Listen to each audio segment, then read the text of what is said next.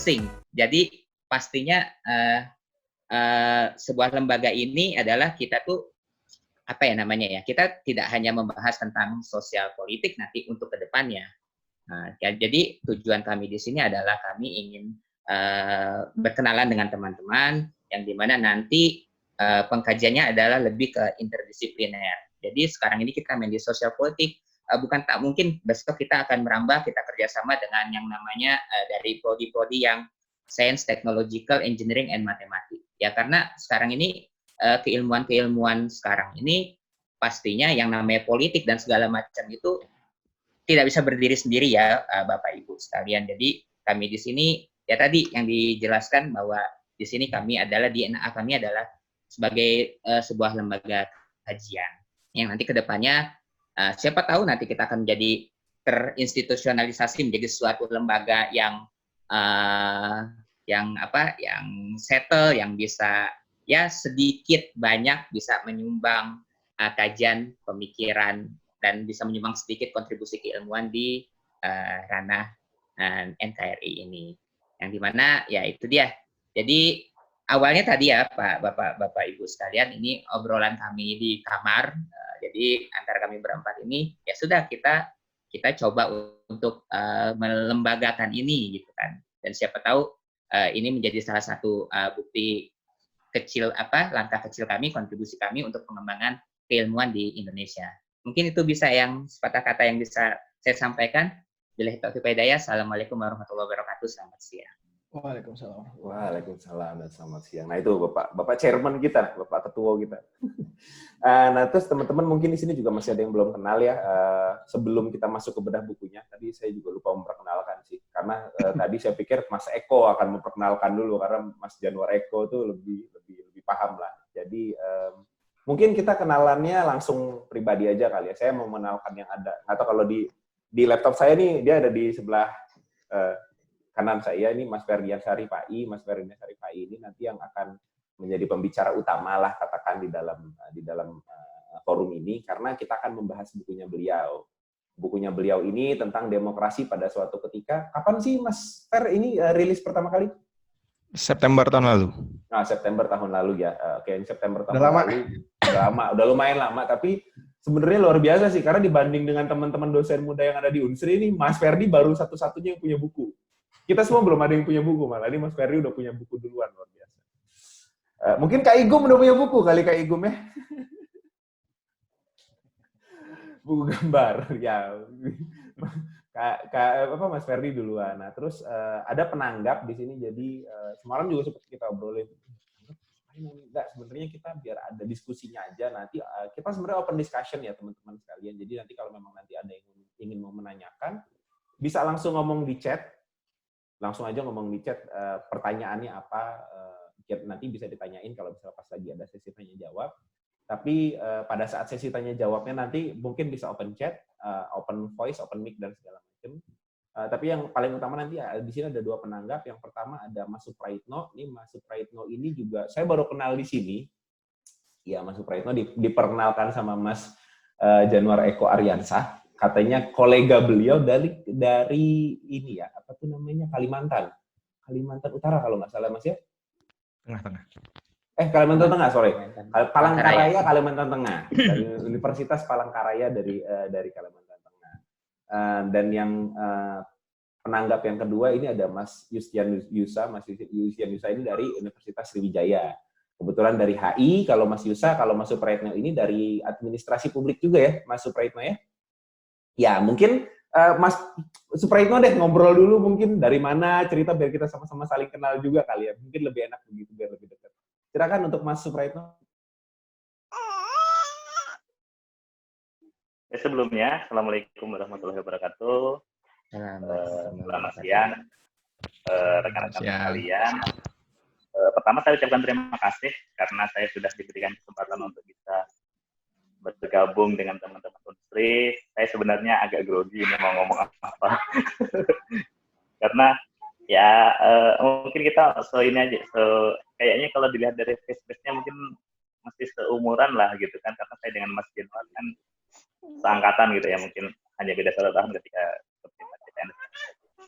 Saya kebetulan ketemu Mas Januari itu memang di salah satu event perkumpulan Asosiasi Ilmu Administrasi Negara, waktu itu kegiatan di UI, dan ternyata silaturahmi kita alhamdulillah tetap berlanjut sampai hari ini dan sama-sama menjadi akademisi seperti itu. Nah, kebetulan saya sekarang mengajar di jurusan Ilmu Administrasi Negara Universitas Palangkaraya. Nah, mungkin sedikit tadi kalau Mas Krisna menyampaikan bahwa itulah pentingnya partnership atau kolaboratif antar perguruan tinggi gitu ya. Saya berharap mungkin hari ini menjadi momen pertemuan pertama kita dan yang yang bisa meningkatkan kolaborasi kita antar perguruan tinggi. Mudah-mudahan kita nanti bisa bikin.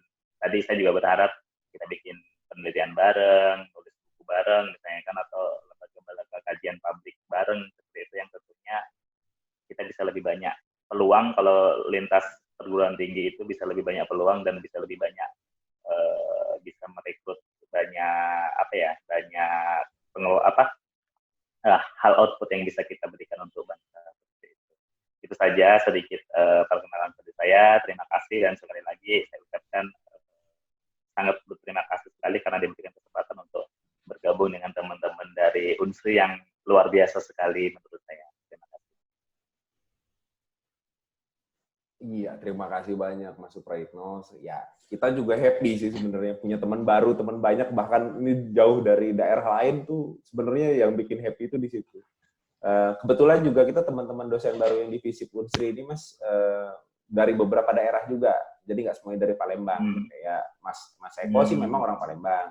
Mas Yusa itu dia lama di Jakarta. Mas Ferdi itu saya nggak ngerti kalau Mas Ferdi ini sebenarnya di mana. Entah dia orang Padang bisa, dia Jambi dia tahu, Palembang dia tahu, Jogja dia tahu. Jadi saya nggak ngerti Mas Ferdi ini sebenarnya orang mana. Orang Indonesia. Oh, orang Indonesia. Jadi untuk teman-teman semua, oh ya sebelumnya acaranya santai aja ya. Jadi kita diskusi bareng karena semuanya di sini sama lah. Ya mahasiswa, ya alumni, ya dosen, saya rasa juga sama aja. Karena ini forumnya forum santai, forum diskusi santai supaya kita sharing sekalian sharing ini. Mas Yusa, monitor Mas Yusa. Waduh nih Mas Yusa masih belum beli sinyal apa Mas Yusa? Oh, welcome buat ketua kelas kita Bapak Ihsan Hamidi. Jangan lupa ini Bapak Ketua. Silakan Bapak Ketua Ihsan Hamidi dipimpin yel-yelnya dulu Pak, kata Mas Ferdi untuk kepentingan. Pimpin yel-yel dulu. Lagi nggak enak badan ini. Oh iya. Yel-yel dulu. Jangan diporsir lah. Lagi puasa. Lagi puasa. Oke, siap. Madu jangan lupa Pak Ican ya. Coba tolong Pak Ican agak fokus, chess-nya ditutup dulu ya. Jadi kita diskusi, jangan sembari main chess dulu Pak Ican ya. Oke, siap. Mungkin kita langsung mulai aja kali ya. Kita bisa mulai dengan Mas Ferdi yang mungkin bisa cerita dulu. Ini buku ini apa? Demokrasi pada suatu ketika ini apa? Isinya gimana? Jadi kenapa kami harus beli? Misalnya di ujungnya itu juga boleh kok Mas, nggak apa-apa. Jadi silakan jadi ajang juga bahwa boleh nggak ini dipakai sebagai literatur di mata kuliah tertentu gitu. Jadi bisa saya wajibkan ke mahasiswa gitu. Bisa dibeli di mana dan PDF-nya bisa di-download di mana gitu. Itu mungkin bisa disampaikan. Jadi waktu dan tempat kami persilahkan kepada yang terhormat Bapak penulis buku kita, best-selling author Bapak Ferdiansyah Rifai. Oke, terima kasih Mas Krisna. Assalamualaikum warahmatullahi wabarakatuh. Selamat siang teman-teman semua. Terima kasih sudah menghadiri ini ya. Acara kecil-kecilan dan sekaligus launching tadi di G-Scoop gitu, dan sudah mau membicarakan buku saya yang salah tadi sebenarnya, sama sekali tidak best selling gitu. Saya buka aja buku saya sampai sekarang tuh kayaknya kejualnya belum nyampe, terakhir di angka 30-an aja cuma. Jadi memang ini buku buku yang tidak memang dijual dengan cukup baik, tidak tersedia di toko-toko buku yang besar. Cuma bisa dipesan secara online ke penerbitnya langsung di Bandung sana. Dan yang beli pun saya sudah tahu wajah-wajahnya itu rata-rata memang semua teman saya gitu. Jadi terima kasih sudah membahas buku yang sebenarnya ya tidak best seller ini gitu. Nah, sedikit trivia, hari ini itu secara tidak sengaja ternyata bertepatan dengan 22 tahun usia demokrasi Indonesia. Jadi tanggal segini itu ternyata adalah tanggal Pak Harto mundur, dan yang artinya adalah tanggal berakhirnya masa Orde Baru gitu. Nah, saya generasi yang, dan teman-teman sekalian tentu adalah generasi yang ini ya, hidup di dua momen ini gitu. Kita pernah merasakan mungkin dulu bagaimana Orde Baru, tapi mungkin sebagian besar usia kita dihabiskan di masa reformasi ini, masa demokrasi gitu. Nah, titik pijak buku ini tuh adalah itu sebenarnya. Tentang ketegangan saya gitu, sebagai orang yang pernah ngerasain dulu bagaimana horornya hidup di era Orde Baru. Walaupun saya cuma sampai kelas 4 SD, tapi saya cukup ngerasain gitu. Misalkan, bapak saya PNS, dan saya tahu sekali bagaimana kehidupan PNS zaman itu gitu. Kita dikasih beras 1 kali sebulan 1 karung, banyak kutunya, ibu saya nampi beras tiap hari. Hari ini saya udah nggak ngelihat lagi orang nampi beras, itu salah satu indikator perubahan yang sangat kecil lah, bagaimana demokrasi hari ini. Dan banyak hal lain, mulai dari cerita yang saya dapatkan kemudian tentang penculikan aktivis, pelarangan kebebasan berekspresi, dan segala macam. Nah, jadi kita kan generasi yang hidup di dalam dua masa itu gitu. Nah, buku ini berangkat dari sana sebenarnya. Jadi, buku ini sangat personal dalam artian saya menerbitkannya tidak ada, memang tidak layak juga sih. Jadi tidak ada niatan untuk kemudian menjadikan dia sebagai buku yang dibeli oleh banyak orang, atau dijadikan sebagai buku pegangan tadi, pegangan kuliah, enggak juga. Jadi penerbitan buku ini sangat personal. Dalam artian, isi buku ini itu adalah catatan saya, seenggaknya selama kurang lebih 12 tahun belakangan. Sejak kuliah S1 di Jogja dulu gitu. Nah, beberapanya sudah terbit di media massa, dan beberapa lain itu hanya tersimpan di hard disk komputer saya. Nah, kenapa saya terbitin tahun lalu itu karena entah kenapa sejak kayaknya saya terakhir nulis di media massa itu 2019 awal. Habis itu saya nggak pernah nulis lagi. Sampai bulan puasa awal-awal ini baru saya nyoba nulis-nulis di blog, bukan ke media massa. Jadi saya mengalami stagnasi nulis, dan akhirnya daripada nggak ada kerjaan, akhirnya saya kumpulin semua tulisan-tulisan tadi, lalu saya terbitin. Dan jadilah buku ini. Nah, jadi sebagian tulisan di buku ini sebenarnya bisa dilacak di beragam media massa, dan sebagian lagi tadi saya bilang hanya catatan-catatan saya. Nah, rentang waktunya sangat panjang. Kurang lebih tulisan pertamanya dari buku ini tuh tahun 2009 kayaknya. 2009 saya waktu itu nulisnya masih di buletin kampus.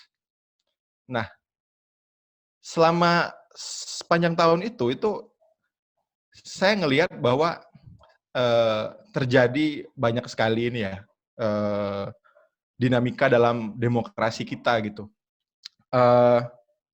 Saya sebenarnya nggak ada niatan nulis tentang demokrasi, tapi entah kenapa ketika saya kumpulin, itu nafas dari tulisan ini itu memang tentang itu gitu.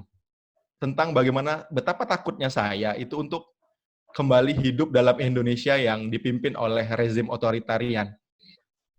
Saya ngerasa kayak gitu. Saya ngerasa sekali di setiap tulisan saya itu selalu membela yang namanya kebebasan. Bahwa ternyata inti penting dari kehidupan saya itu adalah kebebasan.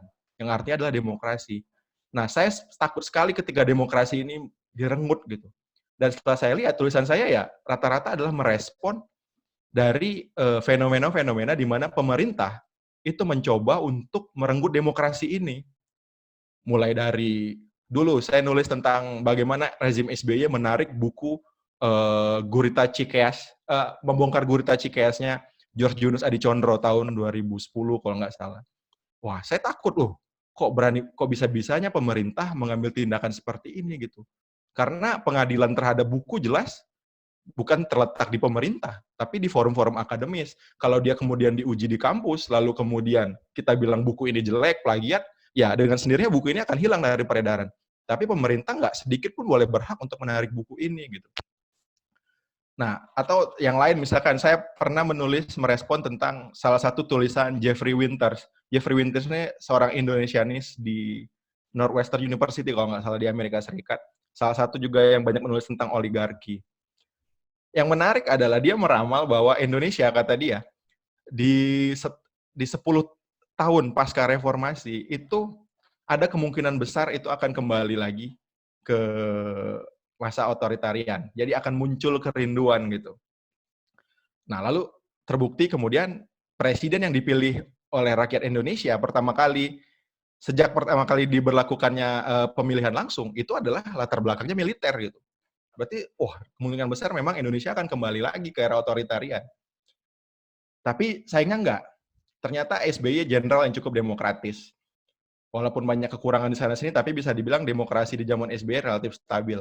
Nah, justru ramalan itu agak sedikit relevan justru di saat kita hari ini dipimpin oleh pemerintah yang asalnya dari masyarakat sipil gitu. Nah, itu yang menarik untuk disimak. Mungkin nanti di akhir akan saya perluas diskusi ini agar lebih dinamis gitu. Bagaimana kemudian hari ini kita melihat kembalinya otoritarianisme gitu. Nah, itu sebenarnya sudah jauh lebih dulu diramalkan oleh Jeffrey Winters dalam bukunya. Nah, salah satunya saya pernah menulis itu. Terus buku ini saya bagi dalam 4 bab. Bab pertama itu tentang tulisan umum tentang demokrasi. Saya ngerespon tentang bagaimana tahun 2014 itu DPR pernah membuat undang-undang MD3 kalau nggak salah. Di mana DPR ingin mengembalikan pilkada itu ke mekanisme lama, ke DPRD. Nah, saya merespon tulisan itu dan kemudian merasa bahwa ya itu kemunduran demokrasi. Lagi-lagi di situ saya tadi mengalami ketakutan bahwa demokrasi kita mundur lagi nih. Udah kayak gini kenapa harus balik lagi?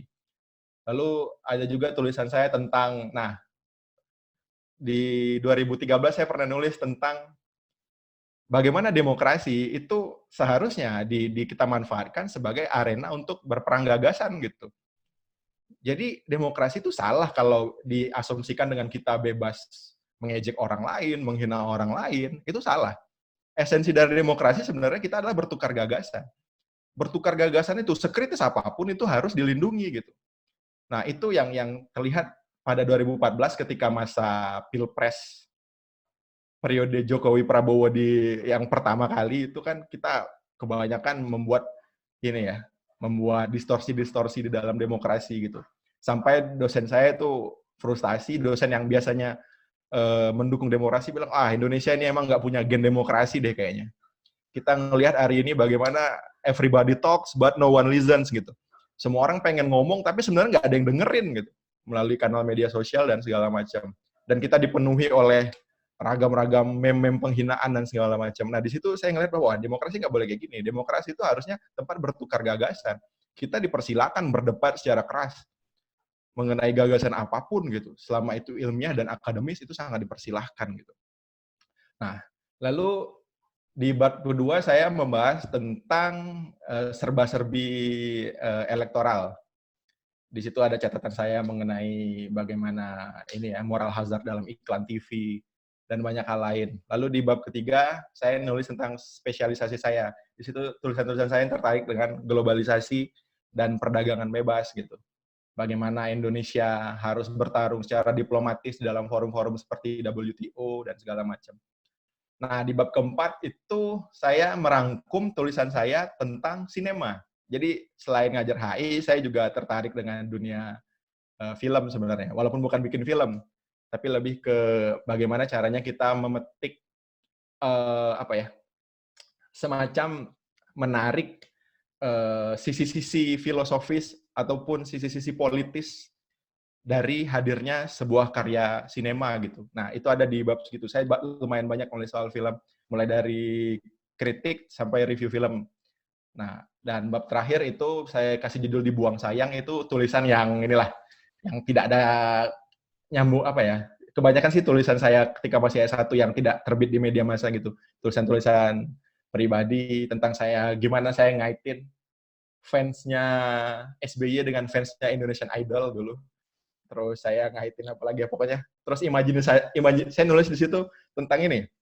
Oh ya, di situ ada juga tentang eksperimen saya di dunia partai politik, tapi untuk mahasiswa ya. Jadi di situ ada tulisan tentang partai anak kritis dan gaul. Saya kasih singkatan Pangkring. Itu beneran terjadi. Jadi di salah satu pemilu BEM di masa saya satu dulu, kami bikin partai itu, maju untuk jadi gubernur FISIP waktu itu, dan kalah. Karena kami tidak bersiap bersaing dengan organisasi yang lebih baik. Tapi di situ saya mencoba berimajinasi bagaimana kemudian sebelum jauh-jauh sebelum ini ya, sebelum ada partai yang mengaku milenial seperti PSI dan segala macam, saya sudah berpikir bahwa anak muda ini adalah salah satu sumber ideologi baru gitu. Mereka benci sekali dengan atribut partai yang gambar bintang, padi, kapas, hewan-hewanan gitu. Mereka sukanya ya logo-logo ala clothing lain gitu. Nah, saya berpikir kenapa nggak partai politik itu punya logo ala clothing lain yang keren gitu ya. Pasti peminatnya banyak gitu. Nah, saya berpikir sama temen, ya udah kita bikin aja lah partai yang kayak gini gitu. Jadi kita singkirkan semua bentuk estetika politik lama gitu, kita hadirkan estetika politik baru. Ya walaupun gagal. Dan mudah-mudahan nanti ada yang meneruskan. Nah, gitu. Nah, itu 4 bab buku yang ada di buku saya gitu. Nah, terakhir mungkin supaya diskusi ini berkembang ini ya lebih meluas, karena saya yakin di sini semuanya, bukan semuanya, sebagian besar belum pernah baca buku saya cuma melihat bahwa buku ini kemudian bagi saya pribadi itu menjadi pengingat bahwa demokrasi kita itu terus mengalami pemunduran gitu. Nah, apalagi ketika wabah corona ini gitu, wabah COVID-19 ini, kita ngelihat bahwa teman-teman mungkin tahu bahwa sekarang DPR itu sedang menggodok undang-undang yang namanya Omnibus Law. Undang-undang itu yang lahir, kalau saya lihat ya, akibat munculnya kesempatan ekonomi akibat dari perang dagang Amerika Serikat melawan China. Jadi Amerika Serikat sama China itu berperang dagang sejak akhir tahun 2018, yang membuat kemudian perusahaan-perusahaan Amerika gerah dan kemudian berpikir untuk pindah dari China. Nah, Indonesia membaca kesempatan ini gitu.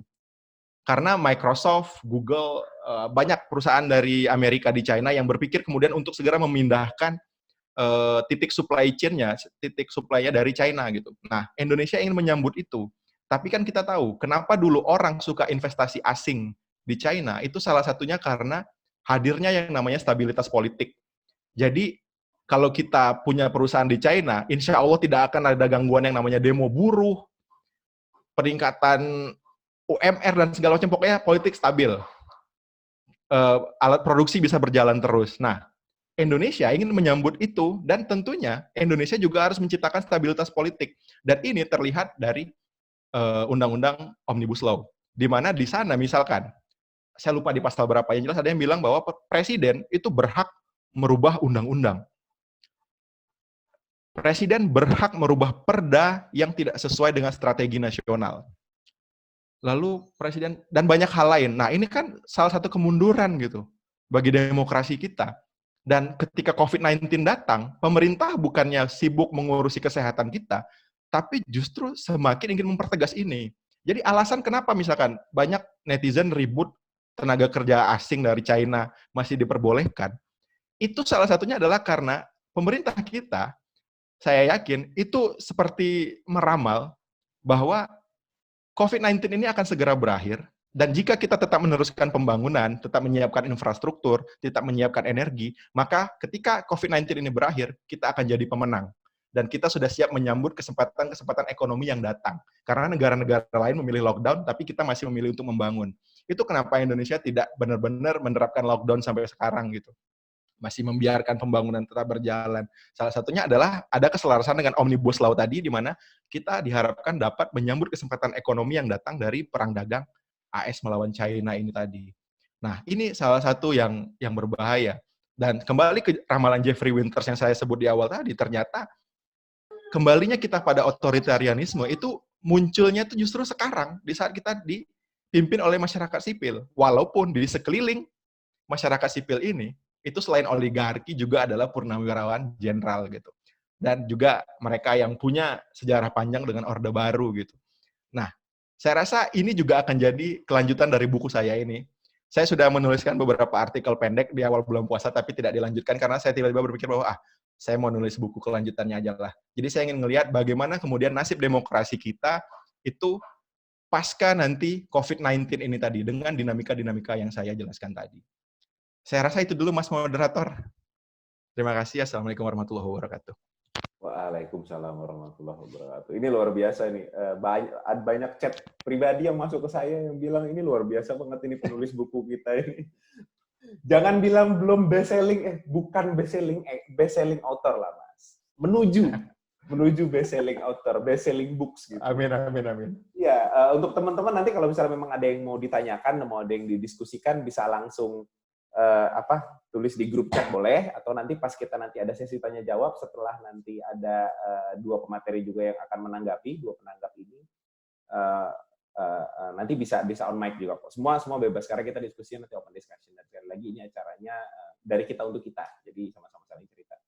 Seperti tadi yang diceritain Mas Ferdi adalah itu tadi yang ceritanya kenapa sih bikin buku itu. Mungkin teman-teman di sini juga banyak juga yang punya keresahan terhadap ada apa dengan demokrasi dan segala macam. Justru kalau buat saya sih, saya malah menarik bacanya itu di bagian bab 4 ya, yang merangkum tulisan yang tentang sinematografi sama yang terakhir yang dibuang sayang. Karena saya tahu Mas Ferdi juga banyak aktif di sinematografi Palembang, kritikus film juga, dan saya beberapa kali malah cerita tentang, saya orang komunikasi yang nanya Mas Ferdi, Mas, kalau saya mau bikin tugas soal ini, filmnya tentang ini tuh gimana? Oh, biasanya ceritanya begini. Nah, beliau juga bisa ternyata diajak diskusi soal film. Untuk yang dibuang sayang ini belum sempat baca, tapi kayaknya menarik. Nanti saya baca deh bagian yang dibuang sayang. Oke, mungkin kita lanjut ke penanggap pertama kali ya. Ini Mas Yusa gimana? Internet stabil? Stabil. Oke, kita dengar dari Mas Yustian Yusai juga sekaligus salah satu rekan dari Mas Ferdi. Nah, nanti baru kita masuk ke Mas Suprayitno ya. Kita berikan kesempatan untuk Mas Yusa dulu. Silakan kepada Mas Yusa. Ya, jadi kayak gini. Jadi di buku Demokrasi pada Suatu Ketika ini, kalau saya melihatnya ini buku ini seperti bunga rampai ya Pak Ferdi ya. Jadi banyak multidimensi lah. Ada tentang demokrasinya, terus ada globalisasi, terus ada tadi dibuang sayang, terus ada pesan dalam sinema. Dan saya sih sudah lihat, dan Pak Krisna harus baca nanti yang pas dibuang sayangnya itu. Karena saya melihat disitulah orisinalitasnya Pak Ferdi gitu. Nah, di sini saya ada beberapa pertanyaan yang mungkin bisa saya tanya, mungkin Pak Ferdi bisa langsung menanggapi juga boleh ya. Nah, saya sekarang kayak gini, dari sekian banyaknya subbab itu ya, tadi ada demokrasi segala macam itu, sinema segala macam. Kalau kita kalau bisa ditangkap kayak gini, kita nanti pembaca yang akan membaca itu kan. Nah, kira-kira benang merah dari keseluruhan babnya itu apa Pak Ferdi? Itu siapa tahu nanti apa sih? Ya, ini jangan pakai sampai spoiler ya Pak ya. Benang merahnya tuh apa gitu yang jadi membuat kita tuh menjadi guiding framework kita gitu loh. Jadi kira-kira apa Pak benang merahnya itu? Dari keseluruhan bab itu, bunga rampai itu. Ya, yang tadi saya bilang, benang merahnya itu adalah bagaimana ketegangan saya ya dalam menjalani fase demokrasi ini di tengah orang-orang yang ingin merenggut kebebasan kita itu tadi. Jadi benang merahnya adalah di semua tulisan saya itu rata-rata memang saya selalu tentang menolak bagaimana orang-orang yang ingin kembali ke fase otoritarian. Jadi saya sederhananya ingin membela demokrasi itu sendiri gitu. Bahkan yang ditulisan tentang film pun juga seperti itu. Gitu. Iya. Ya, tentang Elysium ya, kalau nggak salah ya. Ada Elysium. Ada ya. Jadi nanti pembaca bisa baca langsung lah ya. Saya cuma ngasih clue-cluenya aja ya, biar seru ya kan. Menuju best selling author ya Pak Krisna ya. Amin. Ya, tapi di sini saya titik tekannya adalah mungkin nanti kalau untuk masalah politiknya mungkin nanti Mas Suprayitno nanti yang akan lebih membahasnya. Saya di sini mau melihat tentang globalisasi dan pasar bebas ya. Jadi di situ ada tentang energi dibahas oleh Pak Ferdi, pragmatisme, terus ada petani ya. Nah, di sini saya mau konfirmasi lagi tentang yang Pak Ferdi baca itu tentang Thomas Malthus ya. Malthus. Yang tentang age of population itu. Ya. Nah, kalau saya melihat di sini ada relevansi nanti untuk kita COVID-19 ini. Di sini Pak Ferdi bilang krisis energi itu, kenapa sih energi itu, kan hukum energi kan kekekalan energi, tapi kenapa kita krisis energi? Hukum Joule. Kan?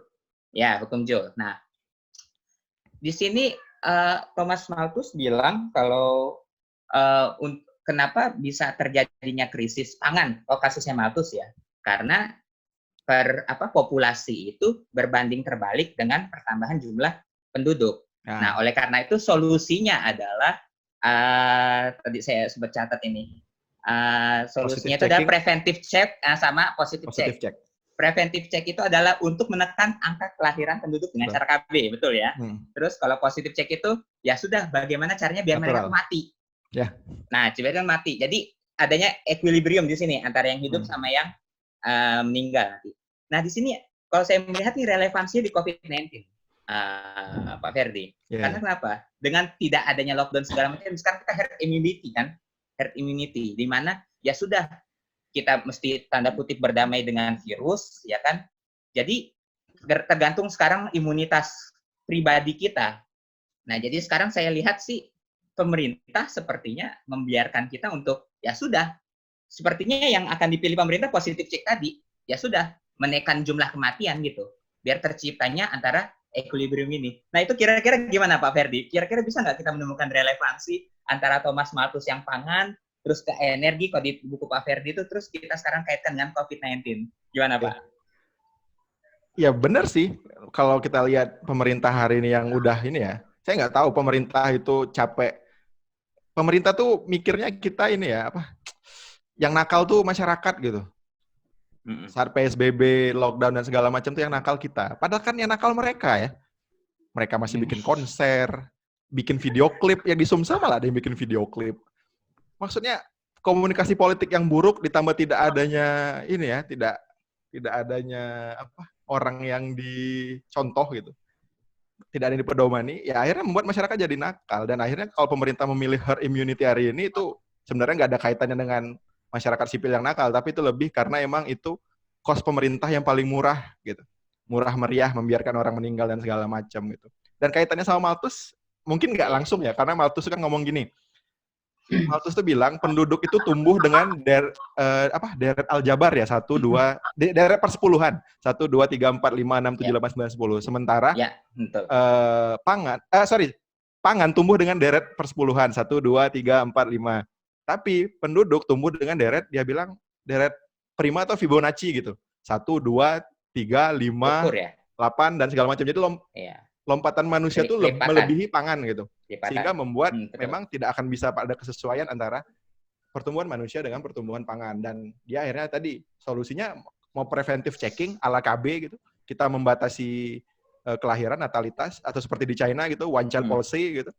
Atau ya membiarkan saja ini terjadi natural, bahwa perang itu ya alamiah untuk mengembalikan kondisi equilibrium tadi, atau wabah seperti ini, ya itu alamiah. Ya kayak gitu kira-kira Pak Yusa. Ya. Sip. Oke, mantap. Mungkin nanti ini saya sengaja memantik diskusi ya. Nah, jadi saya ada satu lagi ini Pak Ferdi, yang pas di bagian dibuang sayang antara BLT terus dengan salah satu MNC. Saya nggak mau sebut MNC-nya. Silakan nanti baca sendiri bukunya ya. MNC-nya itu apa ya. Tapi di sini Pak Ferdi melihat, karena BLT ini saya melihat adanya relevansi bahwa di sini daripada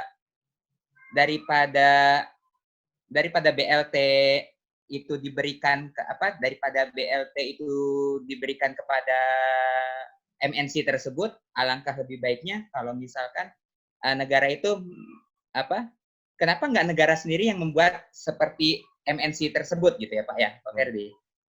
Nah, nanti MNC-nya silakan untuk baca bukunya sendiri ya teman-teman ini ya. Nah, di sini tapi saya mau, kalau misalnya saya boleh mau minta konfirmasi dan sedikit kita mungkin bisa diskusi di sini, bahwa negara itu daripada dia meng-create demand dengan memberikan bantuan langsung tunai, itu dengan cara akhirnya mereka itu, masyarakat itu bisa untuk demand untuk bisa membeli produk-produk itu kan, untuk bisa konsumtif biar ekonomi itu jalan. Tapi alangkah lebih baiknya kalau misalnya di sini Pak Ferdi bilangnya bahwa kenapa nggak negara bikin seperti MNC tersebut yang menyediakan berbagai macam kebutuhan gitu ya.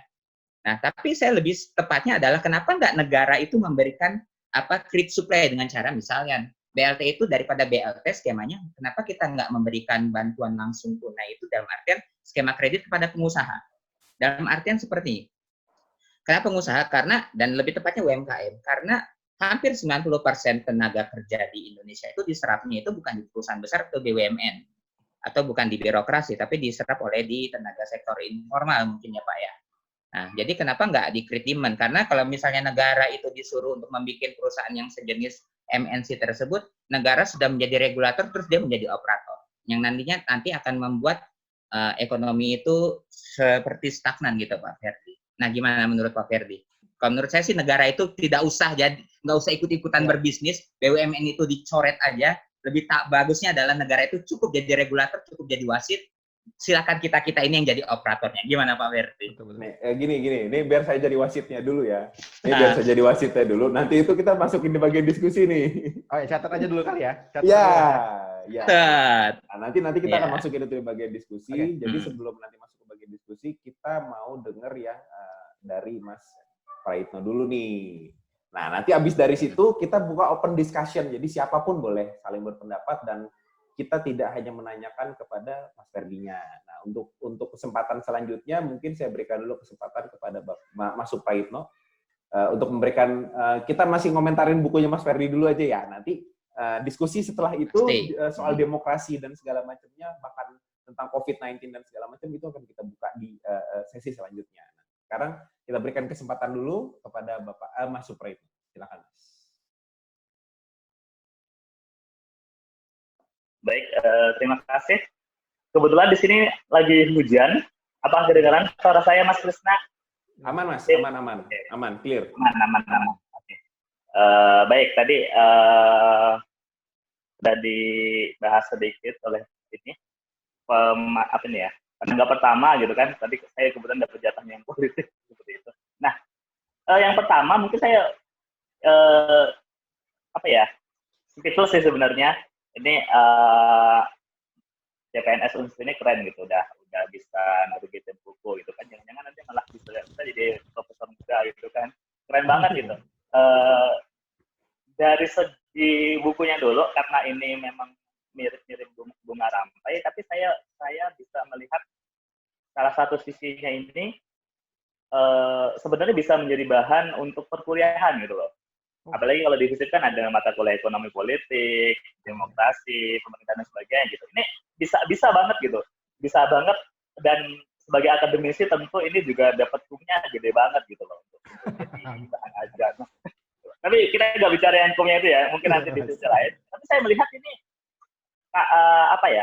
bagus gitu. Nanti bisa menjadi yang pertama, mungkin bisa menjadi salah satu mata kuliah yang bisa jadi referensi mungkin setelah dibedah ini, mungkin nanti jadi best selling gitu kan.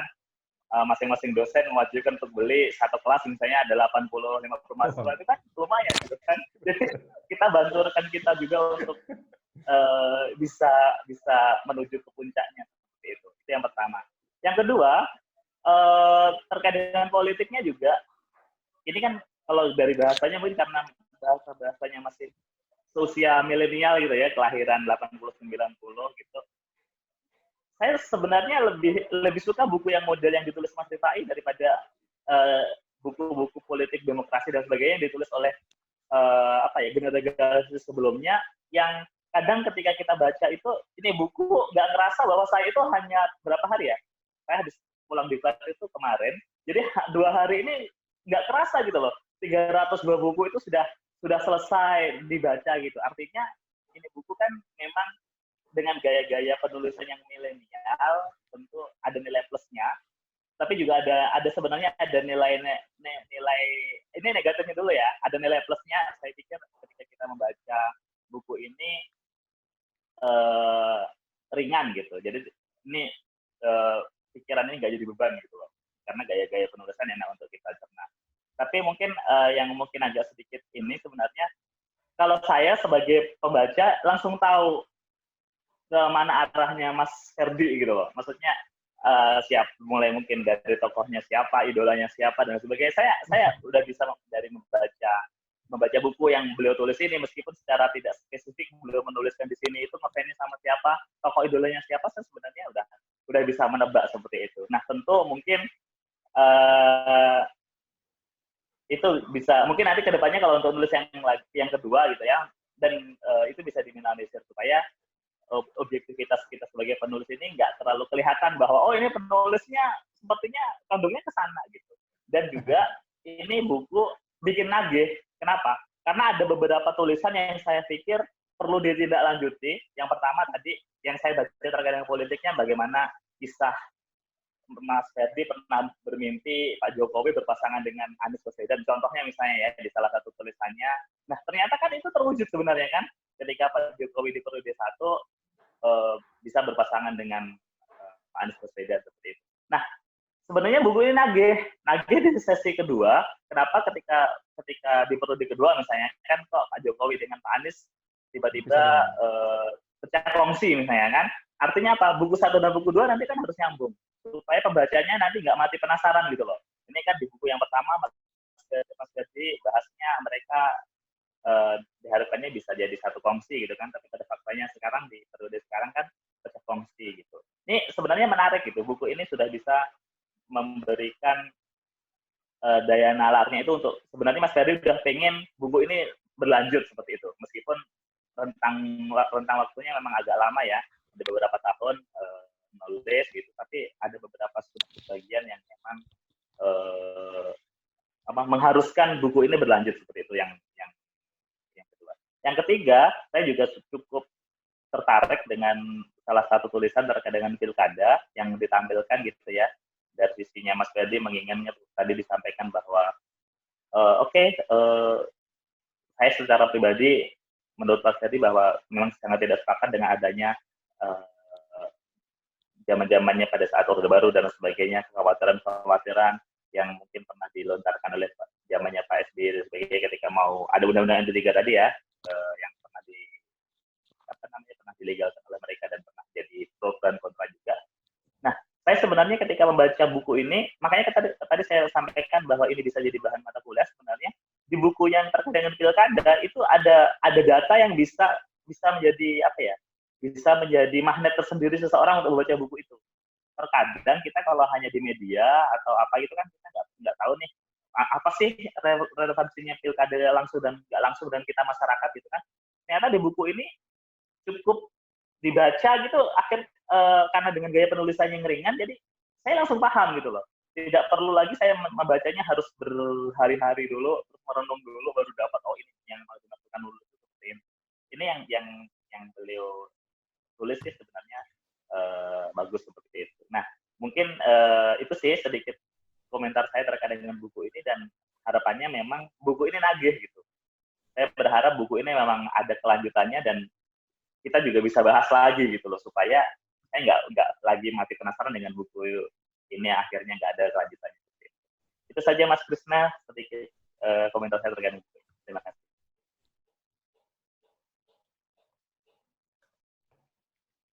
Ya, terima kasih Mas Yitno ya dipanggilnya ya. Kalau kata Mas Eko nih, Mas Yitno luar biasa. Ya, bisa menghabiskan bukunya Mas Ferdi dalam waktu 1,5 hari berarti Mas ya? Iya Mas. Ini buku yang ada 2 hal sih yang tadi saya cerna dengan happiness. Yang pertama adalah ini buku bikin penasaran dan seharusnya lanjut karena demokrasinya ini nggak pernah berhenti. Yes, saya setuju dengan itu bahwa Mas Ferdi yang beberapa dari kita juga hidup di beberapa generasi nih, ngerasain Orde Baru, demokrasi. Dan sekarang saya nggak tahu lagi nih, ini sebutannya apa gitu. Bahkan sampai kadang-kadang saya kalau ngobrol sama kawan nih, kayaknya Indonesia nggak butuh reformasi, kita butuhnya revolusi kayaknya. Saking kadang-kadang pentingnya sama kondisi yang sekarang.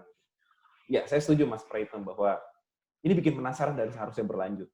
Dan Mas Fer, itu tadi pesan yang luar biasa bahwa kalau ngomongin pemilu, ternyata di pengantar komunikasi politik pun itu bisa dipakai. Atau di pengantar politik itu bisa dipakai bahwa iya lo pemilu, gambaran pemilu itu yang terjadi dari tahun sekian dan tahun sekian ada sedikit di situ. Itu bahkan bisa dijadikan salah satu chapter untuk lumayan lah ngasih tugas ke anak-anak gitu kan, atau sebagai bahan bacaan ke teman-teman mahasiswa gitu, bahwa ya itu 2 sorotan utama yang sebenarnya menurut saya jadi sesuatu hal yang menarik dari apa yang dibahas dari Mas Praitno tadi ya, Mas Yitno tadi. Oke, tadi ini ada yang mau nanya katanya Mas Isan. 1,5 hari lebih menarik dari novel berarti. Oh iya nih, Mas Fer, ada Mbak Dwi Miara nih, dia mau pesen bukunya tuh, katanya gimana caranya. Gimana cara itu dari Pekanbaru harus sampai ke Palembang. Tolong dikondisikan. Bukunya di penerbit saya nggak punya. Maksudnya itu koleksi pribadi yang di Pekanbaru. Oh gitu, ya pokoknya gimana caranya nanti tolong di akhir acara kasih kita linknya atau apapun itu untuk bisa dapat bukunya. Terus, Mas Ican gimana? Mas Ican, sebelum kita kita tawarin ke floor dulu deh, mungkin ada yang mau diobrolin. Silakan Mas Ican. Gimana? Gimana pertanyaannya tadi? Ada yang mau dibahas gitu, atau ya. apa gitu? Sebenarnya nanya ini biar dapat hadiah. Biasanya kan kalau dalam bedah-bedah buku tuh kalau ada yang nanya dia dapat hadiah buku atau dapat hadiah flash disk atau lain sebagainya ya. Tapi nggak tahu ini, moga-moga ada hadiah apa, THR atau sampai ke rumah ini dari Bapak penulis ini kan ada buku datang. Oke, jadi gini aja. Tapi sebelumnya sorry nggak nampilkan wajah karena lagi nggak pantas untuk dilihat gitu ya, nggak mandi nggak ini. Jadi sebenarnya saya kalau terkait demokrasi, saya itu termasuk orang yang pertama nggak terlalu suka baca buku yang mungkin berhubungan dengan politik, ya karena saya bukan orang HI, saya bukan orang FISIP yang terlalu peduli dengan politik ya. Tapi ya memang demokrasi itu penting dalam suatu apa namanya pemerintahan gitu ya, karena namanya wakil rakyat, presiden itu kan untuk rakyat. Nah, tapi kalau saya juga belum baca buku ini, kalau melihat mendengar dari sekilas, berarti kan kurang lebih ini adalah mengomentari sistem demokrasi yang ada ataupun yang akan mungkin terjadi gitu ya Mas Ferdi ya. Ya, kurang lebih. Nah, sekarang pertanyaan saya sih gini aja sih. Oke, kita diskusi di sini, kita sebagai akademisi yang berbicara tentang demokrasi, tapi kalau kita bicara dampak dari buku ini mungkin yang bisa diadopsi oleh pemerintah atau mungkin ada hal-hal yang bisa kita sampaikan dari buku ini kepada pemerintah akan terkaitnya tentang demokrasi ini yang penting, yang harusnya bisa ya selain menjadi buku ini tuh kalau ingin bagus kan selain berkontribusi terhadap akademisi, tapi berkontribusi juga terhadap praktisi gitu ya. Kalau hanya sekedar saya tuh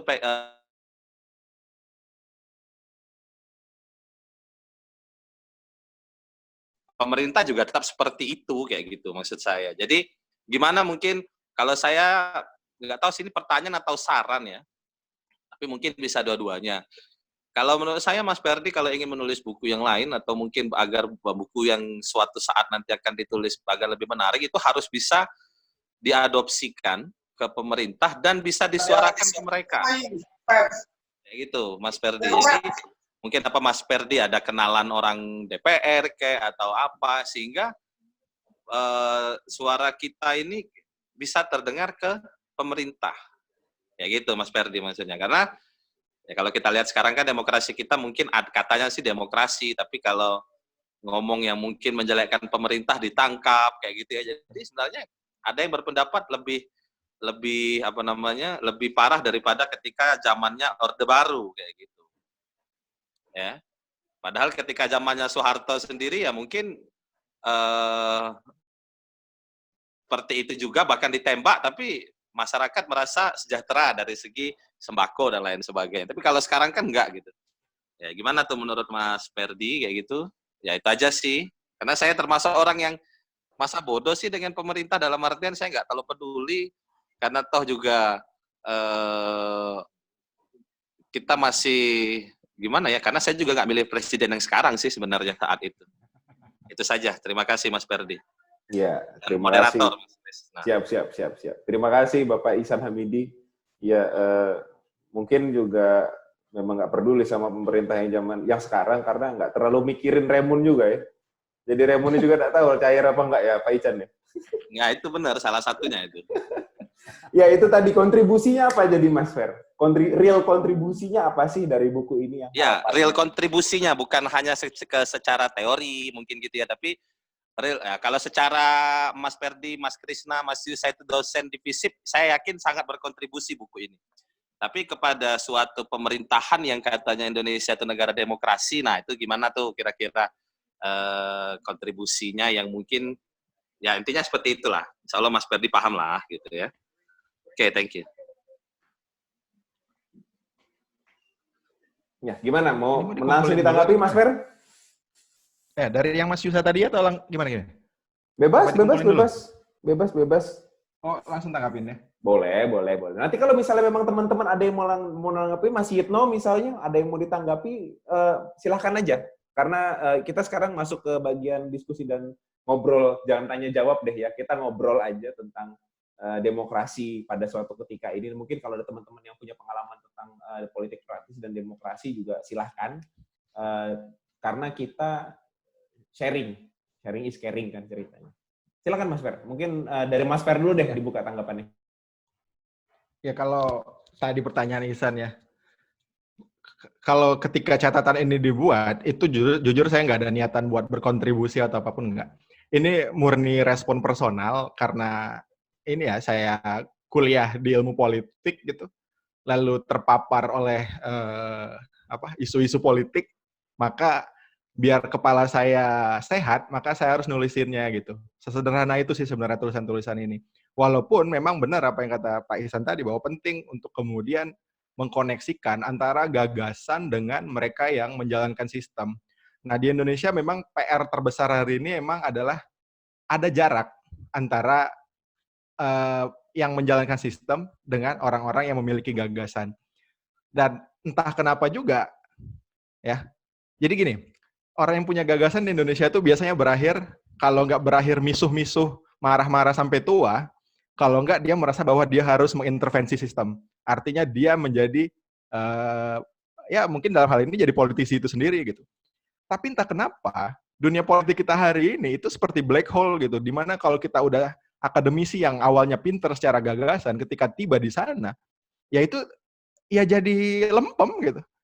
Dan kita melihat banyak sekali. Misalkan hari ini kalau kita mau kritis gitu, bagaimana nasib demokrasi kita gitu? Apakah benar Jokowi hanya dikelilingi oleh oligark dan hanya dikelilingi oleh para petinggi militer? Enggak juga. Mensesnek sendiri itu adalah profesor ilmu pemerintahan di UGM gitu. Juru bicara dia Fajrul Rahman itu aktivis demokrasi yang malang melintang, ditangkepin dulu di ITB. Dan banyak lagi lah. Saya beberapa juga kenal orang-orang yang ada di kantor staf presiden itu mereka pejuang demokrasi, tapi mereka nggak bisa apa-apa juga ketika mereka sudah tidak punya lagi jarak dengan kekuasaan. Nah, jadi sebelum saya kemudian berpikir tentang real kontribusi, maka yang saya pikirkan pertama adalah bagaimana saya setidaknya menyelamatkan kepala saya dulu dari pusing mikirin hal yang seperti ini dengan cara menulis tadi. Dan kedua, yang jadi PR juga adalah bagaimana caranya kemudian antara kekuasaan dengan orang yang membuat gagasan atau dalam hal ini dunia akademik lah, itu tidak lagi memiliki jarak. Bagaimana kemudian kita membangun hubungan yang ideal antara kampus dengan kekuasaan. Jangan cuma kampus kemudian jadi tempat melegitimasi kekuasaan, atau sebaliknya kekuasaan benar-benar mengintervensi kampus. PR-nya sampai di situ dulu mungkin yang di usia saya segini ya, pentingnya segitu dulu gitu. Kalau kontribusi real ya kalau kecil-kecilan ada lah ya. Kalau teman saya misalkan tiba-tiba jadi anggota DPRD, ya adalah bisik-bisik sedikit, walaupun kadang-kadang juga nggak jadi apa-apa juga. Tapi yang lebih penting sekali kan bagaimana kita membuat sebuah infrastruktur yang baik gitu. Yang tadi yang menjembatani antara para pembuat gagasan dengan yang menjalankan sistem. Nah ini yang masih jadi PR besar hari ini gitu. Nah itu terkait ini ya pertanyaan Pak Ihsan tadi gitu. Terus tadi pertanyaan Mas Yusa tentang saya sebut aja lah ya. Jadi Mas Yusa, jadi gini ya teman-teman mungkin nggak tahu, saya nulis itu dulu waktu dalam kondisi masih mahasiswa S1, di saat pemerintah SBY itu sering kali naikin harga BBM dan kemudian ngasih BLT. Nah, di situ saya kan, teman-teman kalau saya rasa teman-teman masih ingat, di zaman itu rusuh banget. Mulai dari antrian panjang tuh di ini karena tahu kan seminggu lagi BBM naik, ya kita nimbun lah pasti. Udah antrian panjang, mahasiswa demo, udah aut-autan. Nah, saya kemudian berpikir, nah di saat itu, Mas Yusa, saya sedang membaca buku-buku tentang negara pembangunan, developmental state, ala Jepang dan Korea di tahun 80-an, 90-an. Di mana kemudian bukan pasar yang menentukan negara, tapi negara yang leading terhadap pasar gitu. Bagaimana kemudian Jepang dan Korea dalam waktu yang lama itu kemudian mengintervensi pasar agar kemudian ekonomi stabil melalui, kalau Jepang kita kenal sampai sekarang tentang apa? Politik dumping gitu. Itu kan salah satu bentuk kebijakan state-led market gitu. Nah, dari situ saya berpikir kemudian, loh, pemerintah daripada ngasih duit 150.000 karena kenaikan BBM pada masyarakat terdampak, yang kemungkinan seminggu juga habis, kenapa nggak pemerintah kemudian mereformasi BUMN? BUMN sekarang kan selain banyak rugi juga menciptakan barang-barang yang menurut saya banyak nggak perlunya gitu. Lah, kenapa nggak kemudian, nah di situ saya sebut, kenapa nggak pemerintah itu membuat sebuah BUMN yang menciptakan produk yang benar-benar dipakai semua orang. Di situ saya contohnya Unilever, perusahaan consumer goods. Ya, kebuka ya berarti ya. Nggak penasaran lagi dong. Jadi kenapa nggak pemerintah punya BUMN consumer goods yang jelas-jelas itu padat karya ya, buruhnya banyak, pekerjaannya banyak, barangnya pasti laku. Siapa di rumah yang nggak pakai barang ini? Barangnya Unilever coba. Kalau nggak Lifebuoy, Pantene, Clear, bla bla bla, dia pasti pakai. Nah, kalau ada BUMN sekuat ini, maka kemudian negara itu bisa surplus dan bisa kemudian mensubsidi BBM tadi dengan baik, ketimbang nyerahin duit 150.000, habis itu masyarakat pusing lagi dan chaos lagi gitu. Nah, jadi itu konteks waktu saya nulis itu, Mas. Jadi saya sedang baca buku Developmental State, tulisan-tulisan Developmental State-nya Asia Timur waktu itu, plus keadaan chaos karena kenaikan harga BBM. Kalau sekarang ditanya lagi, mungkin saya juga berubah pendapat itu sih. Dan itu udah saya konfirmasikan di pengantar buku bahwa kalau dibaca mungkin banyak inkonsistensi, tapi ya itu tandanya saya masih belajar gitu. Kayak gitu Mas Moderator. Ya, thank you. Tapi ini tiba-tiba datang banyak pertanyaan loh untuk Mas Ferdi. Ini Mbak Dwi ini bertanya, Pak Host, sebagai penulis buku, Pak Ferdi ini kiblatnya kemana? Demokrasi seperti apa yang jadi rujukan? Ke Ka'bah. Tapi tadi ada yang menarik yang dikatakan oleh Mas Yitno tadi ya. Ini dari saya baca bukunya ini saya sudah tahu nih sebenarnya kiblatnya kemana, terus idola politiknya siapa. Nah, kalau sudut pandang Mas Yitno sendiri nih ya, dari apa yang sudah ditulis, kenapa sampai bisa mengeluarkan statement bahwa saya tahu nih kiblatnya beliau siapa. Terus, kiblatnya demokrasinya kemana? Terus siapa role model atau siapa yang dia sukanya itu dari mana itu bisa muncul sampai keluar statement itu sebelum nanti diakui secara langsung oleh Mas Ferdi? Oke, baik. Terkait dengan ini mungkin nanti bisa, kalau benar atau nggak salahnya mungkin nanti bisa ditambah oleh Mas Ferdi ya. Kalau saya melihat mungkin sepertinya Mas Ferdi ini tidak menyukai gaya-gaya yang tokoh-tokoh yang militer seperti itu. Mungkin nanti bisa disalahkan atau dibenarkan oleh beliau. Kalau saya melihat dari bacaan tulisannya ini, memang beliau sepertinya agak gimana gitu loh kalau dengan pemimpin negara yang militer seperti itu. Karena di beberapa tulisannya itu ada keresahan, entah itu keresahan memang yang subjektivitas atau yang memang beliau merasa ketika zaman waktu kecil merasakan dan sebagainya gitu, atau memang objektivitas yang memang memang itu betul seperti itu. Kalau saya melihatnya memang beliau sepertinya terkait dengan tokoh-tokoh militer sebagai pemimpin, sepertinya beliau agak resah seperti itu. Nah, mungkin nanti kalau yang siapa idolanya mungkin langsung bisa, kalau memang mau terbuka silahkan, tapi kalau memang enggak kan itu hak beliau, mungkin beliau punya tokoh rahasia yang perlu hanya beliau sendiri yang jadi fans seperti itu. Terus saya sebenarnya tertarik juga beliau membahas masalah pertanian sebenarnya, di mana memang kalau kita melihat ini kan menjadi salah satu sumber yang semua orang itu kalau nggak makan ya nggak hidup gitu loh. Beliau melihat dari sisi bagaimana pengelolaan pertanian di Indonesia dari zaman, kalau bahasa saya itu zaman bahulak, itu zaman dulu gitu ya, sampai zaman yang sekarang. Nah, makanya kenapa tadi saya tekankan lagi bahwa tulisan ini nggak boleh putus, karena pembahasan Mas Ferdi terkait dengan pertanian ini juga perlu nyambung lagi gitu, supaya ketika saya membaca ini nggak, kata orang itu baru mau makan tapi sekarang masih ada di tenggorokan doang gitu loh, belum turun ke bawah gitu. Artinya memang buku yang beliau, kalau saya membacanya sih ini masih pengantar di mana nanti ada seri kedua, seri ketiga yang di mana itu saling berkesambungan, termasuk juga demokrasinya. kalau di bukunya beliau ini kan masih bahas masalah demokrasi. Kalau demokrasi itu kan ada dua hal ya, by human, by system, seperti itu ya.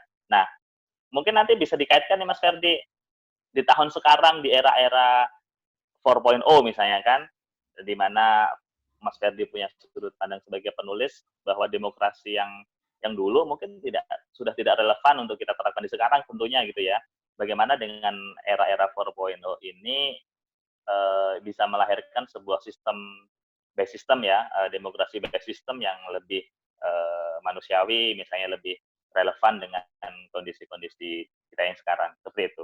Jadi silakan kalau yang terkait dengan tokoh tadi mungkin bisa itu, tapi kalau dari saya, sudut pandang saya, beliau memang sepertinya tidak terlalu care dengan orang-orang militer. Terima kasih. Berarti kalau nggak care dengan orang militer, pas pemilu yang kemarin, dia memang milih yang sekarang dong, kalau dia nggak care. Nah, itu beliau yang bisa menjawab. Seperti kata Mbak Dwi itu, nah, harus jujur. Mungkin nanti bisa tidak tahu kami dari awal. Oh gitu ya. Ya tapi dari tawanya Mas Ferdi sepertinya siapa yang Mas Yitno katakan tadi mengiyakan itu secara tidak langsung. Sebelum ke Mas Ferdi, lagi-lagi kita tahan dulu. Nanti Mas Ferdi cuma ngasih statement di akhir. Ini ada satu pertanyaan bagus yang saya mau minta pendapat dua orang, Mas Ferdi sama Mas Yitno. Karena ini omongannya soal politik nih. Mas Rivaldi Husaini izin bertanya, akankah kembalinya negara ini ke dalam sistem otoritarian? Sebenarnya belum kembali ya, kita belum kembali ke sistem otoritarian, karena kita sebenarnya masih demokrasi. Cuman seperti rasanya, feel-nya kok kayak otoritarian. Melihat berbagai macam dinamika yang sudah dan sedang terjadi. Mungkin nggak someday, ini pertanyaannya Rivaldi Husaini ini, kita balik ke otoritarian. Atau memang kita akan lebih panjang bertahannya di demokrasi. Kurang lebih gitu kali ya Mas Rivaldi ya? Ya. Thank you, Mas Rivaldi. Pertanyaannya, ini mungkin nggak nih someday kita akan berubah lagi jadi otoritarian? Seperti yang dipakai fotonya sama Bapak Auf Klarung tuh. Iya, masih pada zamanku tuh. Mungkin nggak someday kita bakalan ke sana? Karena kelihatannya sekarang kita kayak demokrasi tapi otoriter, atau sebenarnya akan bertahan sama demokrasi karena demokrasi itu ikut berjuang seperti kata Najwa bahwa nggak boleh, kita harus tetap demokrasi, karena demokrasi begini-begini. Tapi pada kenyataannya memang demokrasinya Indonesia nggak seperti yang diharapkan. Kalau mau demokrasi sekalian dong kayak USA gitu. USA yang demokrasi yang benar-benar demokrasi gitu. Tapi di sana juga banyak kurangnya kalau dilihat dari kita, karena banyak penetrasi dari satu dan lain hal. Mungkin saya tanya ke Mas Praitno dulu deh, sebagai, kalau menurut Mas Eko nih, Mas Praitno ini salah satu pengamat politik katanya. Ya, Mas Eko. Makanya begitu tadi saya lihat pertanyaan itu, nah ini Mas Yitno nih yang cocok nih duluan, baru nanti kita tanya pendapatnya Mas Ferdi. Silakan Mas. Oke, baik. Pertanyaan yang ini ya, lumayan perlu pemikiran juga terkait dengan bagaimana apakah Indonesia nanti tadi disampaikan, sekarang kita sedang menuju ke otoritarian gitu. Yang pertama yang perlu kita kritik terkait dengan kebijakan demokrasi di negara kita ini, memang kita sebenarnya selalu bilang bahwa negara kita ini menganut demokrasi gitu. Tapi mungkin ini juga dirasakan oleh Mas Rivaldi tadi dan juga teman-teman, bahwa memang sejauh mana sih saya ini sebagai bangsa Indonesia, sebagai rakyat Indonesia merasakan bahwa negara kita benar-benar negara yang demokrasi. Saya pikir itu yang perlu kita pertanyakan pada diri kita. Sejauh saya ini 29 tahun lahir gitu ya, mungkin saya merasakan demokrasinya di negara ini pada saat pemilu aja.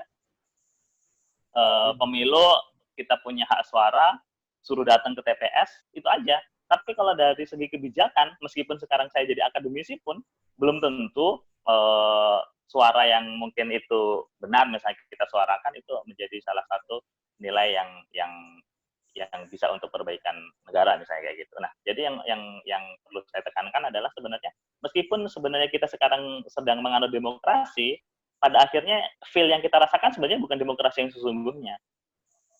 Dari segala aspek seperti itu. Nah, apakah nanti kita akan menuju ke otoritarian seperti itu? Mungkin, kalau bicara sistemnya mungkin enggak ya. Kalau saya sih masih optimis enggak gitu. Tetapi kalau bicara perilaku, bicara kebijakan mungkin iya. Beda ya, kalau sistem dengan kebijakan kan sangat beda jauh gitu. Kalau sistemnya mungkin kita tetap mungkin menganut sistem demokrasi gitu, tapi kalau dari segi kebijakan politiknya bisa jadi iya. Contoh nih, sebenarnya sudah disinggung Mas Ferdi di tahun 2000 pada SBY menjabat, misalnya banyak media-media yang kemudian ketika menulis buku di brandel gitu kan. Termasuk juga sekarang sebenarnya kita menuju ke sananya. Sekarang kalau kita menyadari, meskipun kita sekarang masih menyebutnya demokrasi, kita itu sebenarnya nggak demokrasi. Anda bisa sebutkan deh media di Indonesia yang benar-benar eligible, benar-benar masih netral, yang masih berdiri dan masih sanggup memberitakan mana. Kalau kita cari, hampir nggak ada gitu. Artinya apa? Mungkin kalau dari sistem mungkin sih nggak menuju ke sana, tapi kalau dari segi kebijakan, politik dan sebagainya, bisa jadi ke sana. Itu Mas Krisna, sedikit saya. Terima kasih. Siap. Gimana Mas Rivaldi? Ini soalnya Mas Ferdiansyah barusan WA saya, kayaknya dia lagi bermasalah koneksinya tuh, dia nge-freeze tuh. Bengong aja di situ, diem sendirian. Ya, sebelum itu, tapi saya setuju sih. Karena kalau misalnya kayak sekarang aja, kita demokrasi, tapi kebijakannya seolah-olah bukan demokrasi. Padahal seharusnya kebijakannya juga ngikut demokrasi, sayangnya. Tapi, welcome back Mas Ferdi. Tapi, tapi sayangnya kebijakan-kebijakan yang diambilnya itu ternyata tidak melulu pasti demokrasi gitu loh. Tapi kalau pertanyaannya, saya sependapat dengan Mas Yitno tadi, mungkin nggak kita pindah lagi ke otoritarian someday? Nggak bisa. People power kayaknya lebih tinggi deh. Tapi secara sistem negara kayaknya sulit untuk berubah langsung gitu. Tapi mungkin Mas Rivaldi ada yang masih mau ditanggapi, atau kalau tidak kita langsung ke Mas Ferdi? Tidak, Pak. Saya rasa cukup. Oke. Mas Fer, gimana pendapatnya Mas Fer? Soal kenapa, apakah kita akan pindah ke otoritarian sesuai sama Bapak Auf Klarung yang tadi kelupaan matiin webcam, jadi ketahuan kalau itu isinya. Sorry. Kalau kembali begitu saja mungkin enggak. Tapi yang perlu dicatat, ruang demokrasi kita itu hari ini semakin menyempit. Nggak usah tanpa babi bu, dengan adanya COVID-19 aja, otomatis itu semua kendali ada di negara.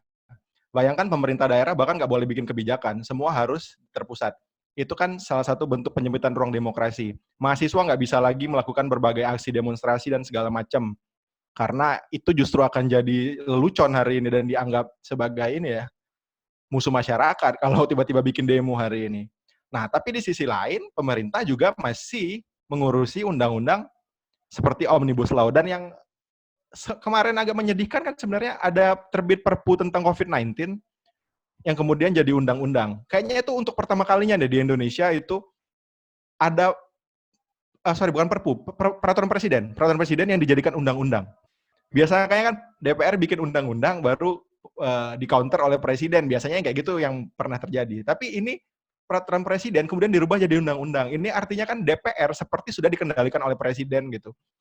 Nah, jadi ruang demokrasi itu semakin menyempit, tidak bisa dipungkiri. Dan saya bilang salah satu faktornya itu adalah faktor ekonomi politik. Di mana kita itu memang sedang disiapkan untuk jadi negara yang punya stabilitas politik agar kemudian investasi datang. Makanya pidato awal pertama presiden kita dulu ketika terpilih, dia bilang bahwa saya akan gebuk siapapun yang menghalangi investasi gitu. Itu salah satu bentuk ini ya, ruang demokrasi yang perlahan-lahan pasti akan menyempit. Nah, jadi gini, mungkin kembali ke Mas Prayitno tadi ya, yang bilang bahwa saya nggak suka sama tokoh militer. Saya bukan nggak suka sama tokoh militer, tapi saya tidak suka orang-orang militer yang mengintervensi masyarakat sipil, itu sebenarnya. Tapi kalau ada tokoh militer yang dia menjaga kedaulatan, dia jaga perbatasan, nah itu harus diapresiasi. Memang itu kerjaannya. Tapi kalau dia tiba-tiba pengen jadi komisaris, pengen jadi apalah yang ada di ruang sipil, nah itu patut dipertanyakan. Dan saya rasa bukan Mas Prayitno aja sih yang nyadarin ini. Teman-teman saya di sini tuh waktu Latsar tahu banget. Ketika Latsar, saya orang yang pertama dimarahi militer, saya orang kedua yang dimarahi militer, saya orang ketiga yang dimarahi militer. Tiga yang dimarahin pertama itu saya. Karena dianggap tidak bisa disiplin. Nah, jadi memang itu. Ketakutan saya adalah, nah hari ini terjadi. beberapa minggu ini banyak ikut webinar, jadi pembicara, terus saya sudah nyeritain ini mungkin bosan nih, ada yang dengar, tapi saya ceritain lagi aja, bahwa kita lihat otoritarianisme itu muncul misalkan dari Satuan Tim Gugus COVID-19. Ketuanya militer. Dewan penasehatnya didominasi oleh purnawirawan militer. Anak buahnya pun juga militer. Tidak ada porsi perempuan di sana. Cuma ada 2 perempuan di dalam gugus tim COVID-19 itu tadi. Nah, ini kemudian kan aneh gitu. Kalau di dalam HI yang kita hadapi sekarang ini adalah isu non-tradisional dalam keamanan. Yaitu isu kesehatan, isu lingkungan hidup, dan segala macam. Yang pencegahannya seharusnya juga dengan cara-cara non-tradisional.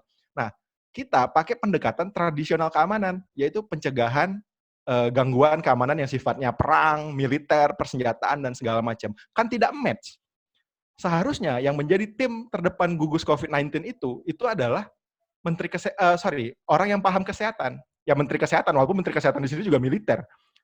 Lalu kedua adalah orang yang mengerti tentang keamanan pangan. Karena kita habis kalau tidak ada keamanan pangan. Tapi hari ini itu tidak terjadi. Nah, jadi kembali ke pertanyaan si Rivaldi tadi, bahwa ya mungkin kita tidak akan dalam sekejap mata kembali ke dalam rezim otoritarian, tapi yang jelas dengan ruang demokrasi yang semakin sempit akibat adanya pandemi ini, saya rasa masyarakat sipil harus segera berpikir, apakah kita mau untuk kembali lagi seperti ini gitu. Karena memang gejalanya sudah sangat terlihat. Dan ini bukan gejala yang ini ya, yang asal-asalan. Ini gejala datangnya dari hasil pengaruh global gitu, dari hasil perang dagang tadi dan segala macam. Jadi ada alasan yang sangat-sangat kuat oleh pemerintah yang kalau tidak di-counter oleh masyarakat sipil, maka ruang demokrasi ini akan semakin sempit gitu. Kayak gitu, Mas Krisna. Ya, tapi sebelum kita lanjut ke pertanyaan atau obrolan yang lain nih, coba dikonfirmasi dulu untuk Mas Ferdian Sarifai untuk pertanyaan dari Mbak Dwi Mirani tadi. Jadi tokoh politik yang dikagumi oleh Mas Ferdian Sarifai selama ini itu siapa? Nggak ada lah. Saya bukan fanboy, jadi saya nggak pernah nggak pernah ngefans sama salah satu tokoh politik. Kalaupun ada ya pemikirannya gitu. Saya nggak tahu saya ngefans sama siapa, tapi yang jelas semua orang yang kemudian semua orang yang membicarakan tentang perlunya kebebasan individu, nah itu pasti saya suka gitu. Kiblatnya tetap Ka'bah ya, belum berubah ya? Belum, kiblatnya masih Ka'bah gitu. Masih Ka'bah. Tapi kalau mau dilacak dulu S1 saya nulis tentang Joseph Stiglitz. Mas Yusa mungkin tahu tuh Joseph Stiglitz. Salah satu peraih Nobel yang kemudian mengkritik globalisasi tapi ya tetap menawarkan tawaran-tawaran ekonomi politik yang demokratis gitu. Nah, silakan dicari tahu deh siapa Stiglitz. S1 dulu saya bahas dia. Oke, Mas mute. Lupa, orang tadi di-unmute malah aku mute. Kita kasih ke floor dulu ya, mungkin ada teman-teman yang ingin membuka diskusi tentang kita ngobrolin tentang demokrasi pada suatu ketika ya. Jadi tidak dibatasi, kita ngomongin demokrasi. Mungkin ada teman-teman tadi ada beberapa juga sih yang nanya, boleh nggak nanyanya on mic? Boleh, no problem. Kalau memang nanti pas lagi ada kesempatannya dipersilakan. Mungkin ada yang mau memberikan pertanyaan atau tanggapan lagi atau open discussion, silakan. Guys, halo, kenapa jadi tiba-tiba diam semua? Ini Mas Syahri tumben nih diam aja nih. Biasanya belum udah silakan Mas Auf. Mas Olik, mana Mas Olik? Hilang. Aduh, Mas Olik nih pakai itu kelarung tuh. Pakai aja. Jangan ada yang juga beberapa yang baru gabung ya. Ri, mau ngobrol di mic aja, Ri. Tadi katanya mau ngomong di mic, Ri. Ngomong lah, Ri. Ya, boleh, Pak. Assalamualaikum warahmatullahi wabarakatuh.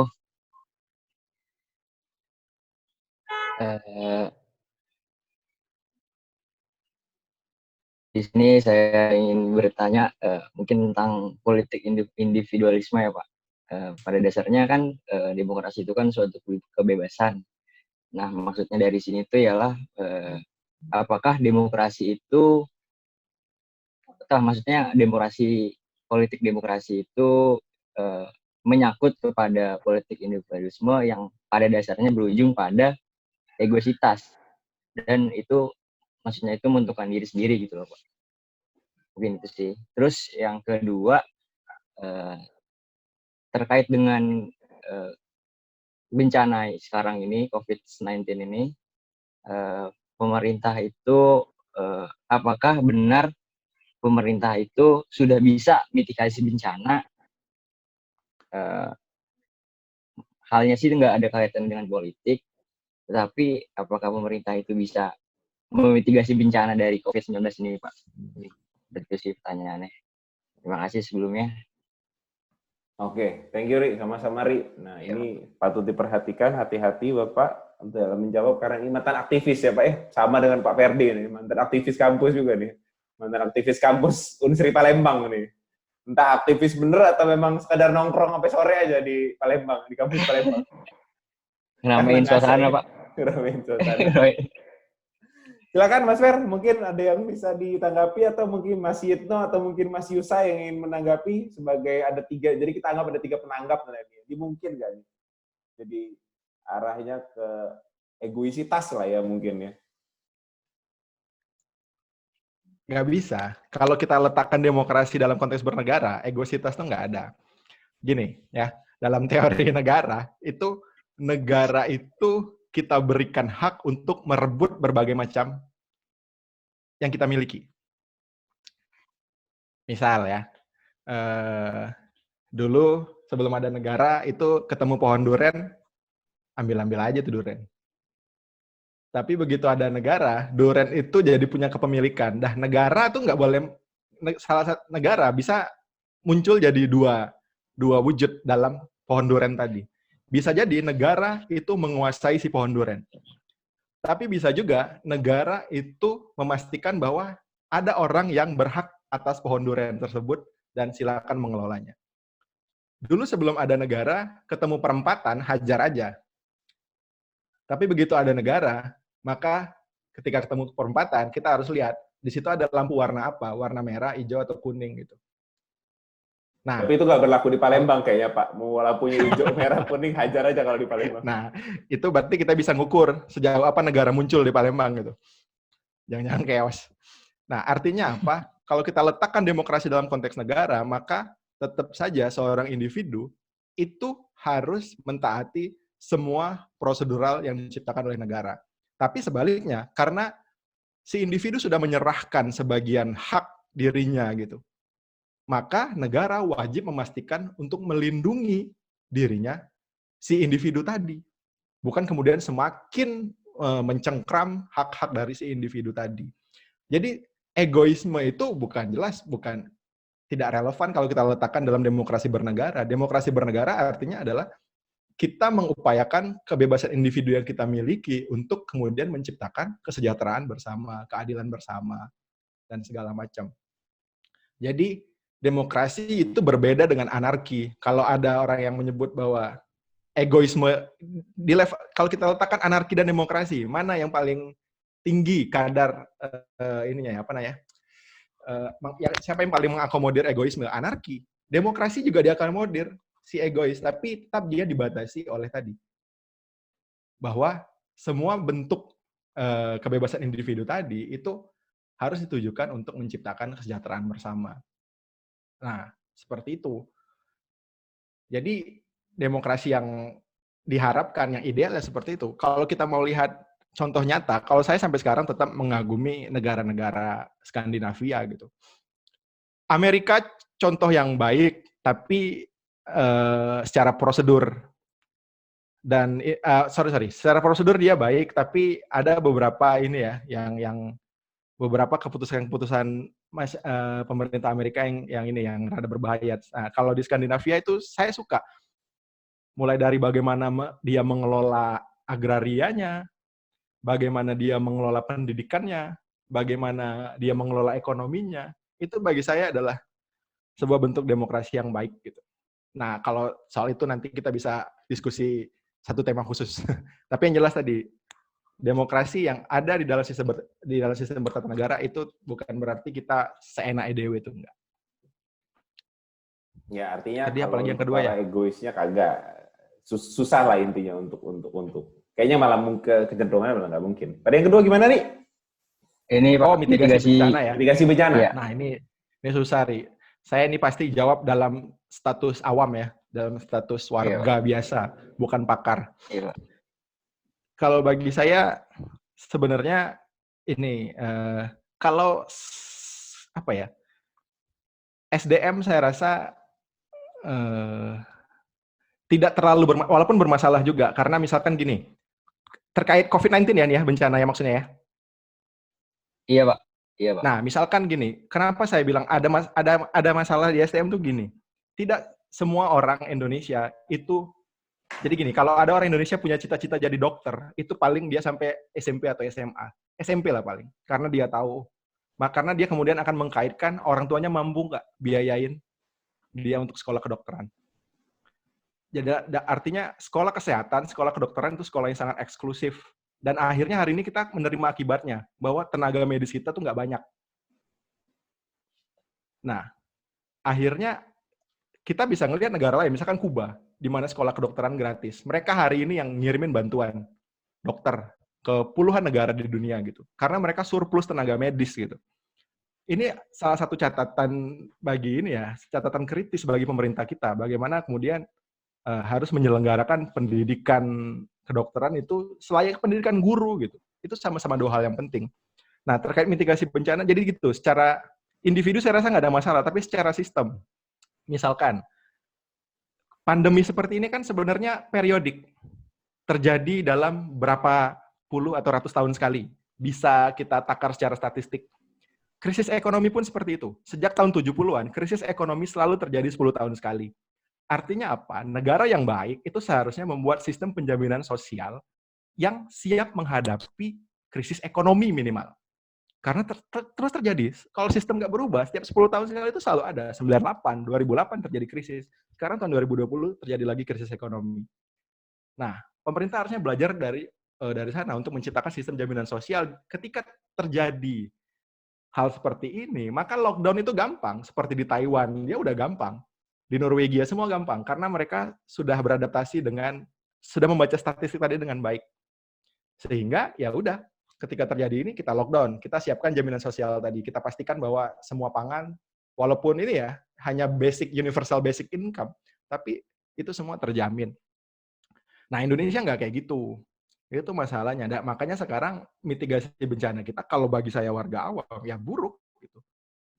Jangankan praktiknya mungkin baik-baik aja, komunikasinya yang paling kacau. Mungkin Mas Krisna lebih paham bagaimana kemudian komunikasi politik di masa bencana ini membuat bencana baru gitu. Orang itu males. Kenapa mereka yang sekarang pergi ke mall itu mereka udah lama ada di rumah. Tapi mereka lagi di rumah tiba-tiba pejabatnya nyanyi-nyanyi.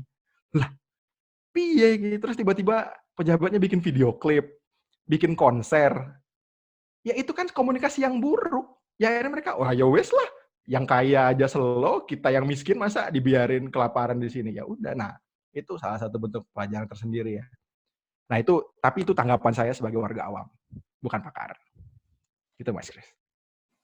Iya, thank you. Iya sih, karena juga apa yang dari awal juga pemerintahnya kalau ngelihat komunikasi politik misalnya, kalau boleh sedikit berpendapat, ada yang miss ya.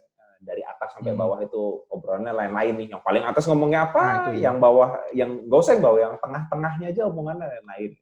Sama semua ngambil kebijakan sendiri. Baru pada saat semuanya kepleset, baru pada saat komunikasinya mulai ambigu dan tidak tercapaikan dengan baik, baru akhirnya komando ditarik penuh sama yang atas gitu. Padahal harusnya itu udah ada dari awal gitu. Jadinya nggak blunder ke sana kemari. Itu sebelum ini ada pertanyaan dari Mas Abdul Halim, sebelum ke situ mungkin ada yang mau menanggapi, mungkin Mas Yitno atau Mas Yusa? Aman Mas Yusa? Mas Yitno mungkin ada tanggapan? Cukup? Oke. Ini ada Mas Eko. Ini ada pertanyaan terakhir nih. Kita anggap jadi pertanyaan terakhir aja ya, karena kan juga mungkin Mas Yitno malah di sana udah jam 5 kali ya. Yang WIB ini masih pada belum udah lewat nih asarnya. Jadi mungkin ini kita jadikan pertanyaan terakhir sebelum nanti kita kasih penutupnya. Mas Abdul Halim, pandangan Pak Ferdi terkait demokrasi dan kontestasi politik 2024. yang kabarnya sampai sekarang pokoknya apapun ceritanya pilkada aja mau tetap diselenggarain tuh katanya kan tahun itu kan. Apakah agama dan identitas masih menjadi isu yang laris? Menarik sih sebenarnya pertanyaannya. Mas Fer, gimana Mas? Masih nggak nih laris nih agama sama identitas nih? Kalau ngelihat masa pandemi gini, yang apa ya, masalah agama nih belum benar-benar hilang ya. Kalau kita lihat Facebook lah terutama, Twitter sih enggak. Itu orang-orang melihat pandemi ini, itu masih dalam kacamata cebong dan kampret gitu. Itu yang ada di sekitar saya ya. Dalam artian, ya ini warisan-warisan politik identitas sejak zaman Pilkada Jakarta lah terutama yang paling kencang. Walaupun di 2014 juga udah mulai sih sebenarnya. Dan sampai sekarang itu masih akan terus berlanjut. Ya, tapi itu kan 2024, masih sangat jauh. Saya nggak berani memprediksi apa-apa sih sebenarnya. Tapi yang jelas, Indonesia sebagai negara demokrasi yang umurnya baru seumur jagung, hari ini baru berusia 22 tahun. Itu pasti masih akan didominasi oleh politik identitas. Amerika yang ratusan tahun aja politik identitas masih laku gitu. Brazil juga masih laku gitu, apalagi Indonesia. Jadi dalam artian, di 100 tahun ke depan, itu kita masih akan skalanya nggak tahu ya kecil atau besar, tapi yang jelas yang namanya orang berebut hati masyarakat dengan menggunakan identitas itu masih salah satu cara paling efektif gitu di Indonesia. Nah, jadi dari 2024 apakah akan sebesar 2019? Kita lihat dulu. Karena sebelum itu yang perlu diperbaiki justru adalah infrastruktur pemilunya sendiri. Karena saya rasa KPU dan yang lain-lain juga belum tahu nih gimana mekanisme pemilu yang paling baik nih di saat masa pandemi kayak gini. Nah, itu dulu. Tapi ada peluang ya justru Indonesia akan lebih baik. Misalkan di saat kayak gini justru kita jadi semakin urgent untuk menerapkan misalkan electronic vote gitu. Karena itu akan lebih murah dan tidak perlu banyak interaksi fisik dan segala macam gitu. Nah, saya nggak tahu apakah di teman-teman yang membahas tentang pilkada dan segala macam sudah ada wacana untuk menerapkan electronic vote seperti di Amerika Serikat dan segala macam. Karena itu akan sangat efisien, tidak akan ada lagi tuh petugas partai yang kecapean dan segala macam, itu pasti akan lebih baik. Jadi sebelum berpikir tentang apakah akan ada politik identitas, saya rasa kita berpikir dulu tentang bagaimana mekanisme dan infrastruktur di pemilu ke depannya gitu. Gitu Mas Kris. Oke. Mungkin itu ya yang bisa disampaikan untuk Mas Halim. Sekali lagi saya tawarkan nih, mungkin ada yang ingin menanggapi Mas Yitno yang barusan tuh demokrasi dan kontestasi politik 2024 nih, agama sama identitas masih jadi isu yang laris atau enggak nih? Oke. Terakhir ya ini berarti. Baik, terkait dengan politik identitas sebenarnya memang kalau orang tipe-tipenya melihat orang Indonesia secara umum gitu ya, melakukan pendekatan yang paling mudah itu melalui apa sih? Ya melalui suku, agama, latar belakang dan sebagainya. Dan apakah 2024 itu masih laku? Saya yakin bukannya saya bisa meramal kayaknya Mas Rifai yang bisa meramal Jokowi dan Anies tadi ya, tapi saya merasa bahwa 2024 itu masih gitu. Politik identitas itu masih sangat menjual banget gitu. Kenapa? Karena itu yang paling mudah melakukan pendekatan ke masyarakat kita yang pendidikannya masih di bawah dan sebagainya, masyarakat kita yang mungkin kaum perkotaan juga mereka punya kelompok-kelompok sendiri dan mereka juga identitasnya mereka juga sangat kentara banget gitu loh. Nah, tentu di 2024 itu masih sangat menjual banget. Jadi kalau memang Mas Ferdi misalnya atau siapapun yang mau mencalek 2024 mungkin itu masih tetap jadi strategi yang lumayan bagus gitu. Terus terkait dengan pilkada sebenarnya saya sepakat dengan yang disampaikan ini Mas Rifai tadi bahwa sebenarnya pandemik ini harusnya membuat sebuah pemikiran yang bagaimana sih Indonesia itu punya big data yang bisa multifungsi. Sejauh ini kan kita enggak kan? Semua lembaga punya data masing-masing sehingga kita itu punya identitasnya banyak banget. Kalau kata orang itu Indonesia itulah negara 1000 kartu, bisa bilang gitu ya. Anda bisa lihat deh di dompet Anda itu ada berapa sih kartu-kartu identitas yang itu artinya adalah data kita sebenarnya nggak sinkron, kita nggak punya big data yang jelas untuk itu. Nah, terkait dengan itu memang saya sepakat bahwa memang adanya pandemik ini harusnya menjadi salah satu aktif berpikirnya KPU, Bawaslu dan sebagainya penyelenggara pemilu ya untuk bisa menyelenggarakan pemilu secara saya pikir bisa lebih murah dan juga bisa lebih terpercaya seperti itu. Tetapi ternyata kayaknya enggak. Menuju 24 apakah kita akan melakukan electronic vote dan sebagainya, saya pikir enggak. Kenapa? Salah satu contohnya terkait dengan pilkada serentak saja di 2020 itu mereka sudah langsung komentar tidak memberikan solusi ya. Apa kita mau gini enggak? Tapi mereka langsung bikin pilkada serentak 2020 ditunda. Artinya apa? Artinya mereka nggak mau mikir pusing nih terkait dengan pilkadanya, teknisnya apa, tapi yang dipikirkan mereka adalah ditunda aja gitu. Artinya tidak ada solusi yang dikeluarkan oleh pemangku kebijakan terkait dengan pilkada itu. Itu sedikit pendapat saya, Mas Krisna. Terima kasih. Iya, terima kasih Mas Yitno. Sepakat sih saya. Saya sepakat sama Mas.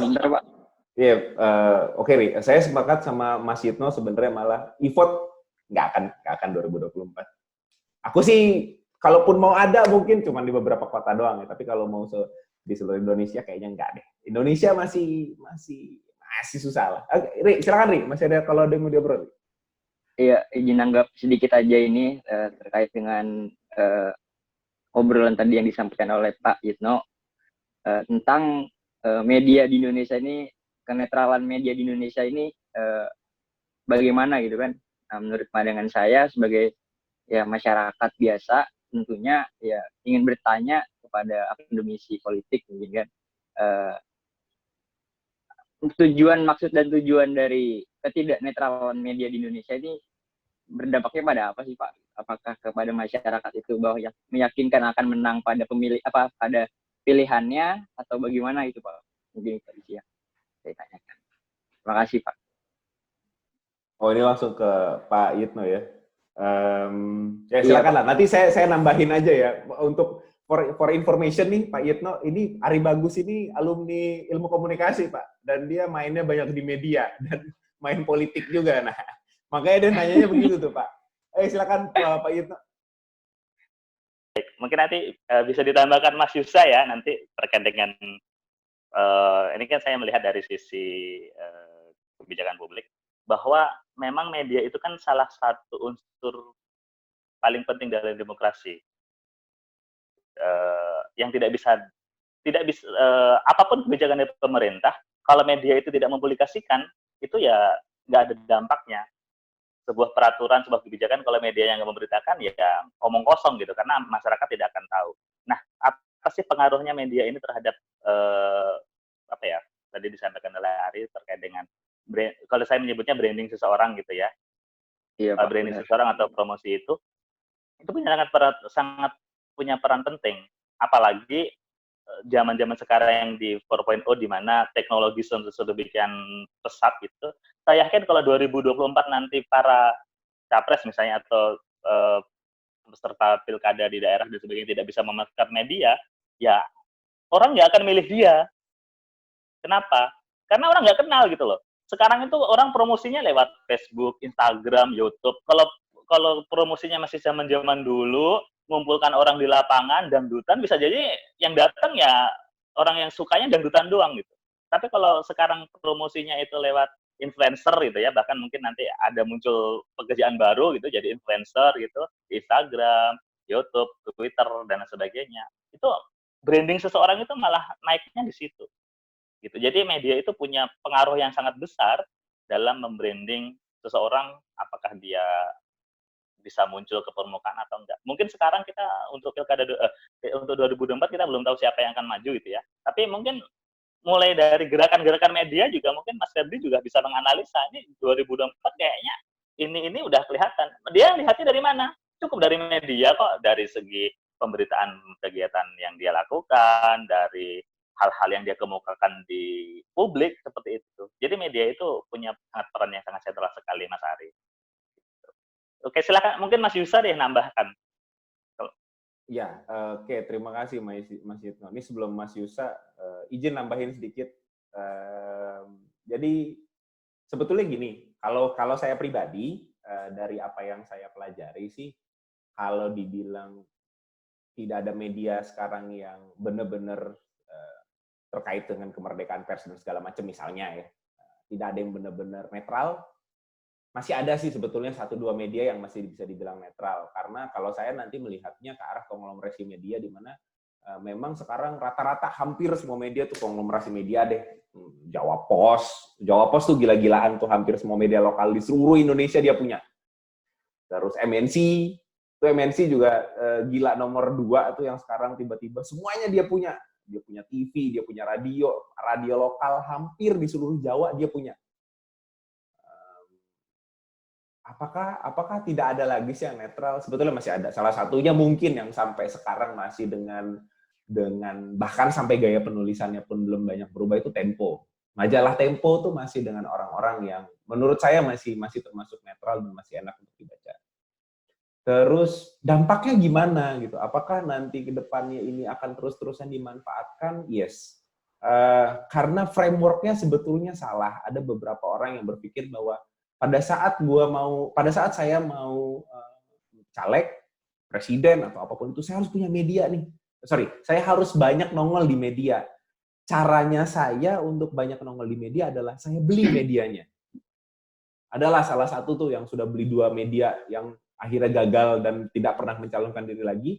Atau ada salah satu yang pemilik media yang sampai sekarang gagal terus dan akhirnya, oke, saya main di belakang aja, saya mendukung salah satu pasangan calon aja, yang penting bisnis media saya aman.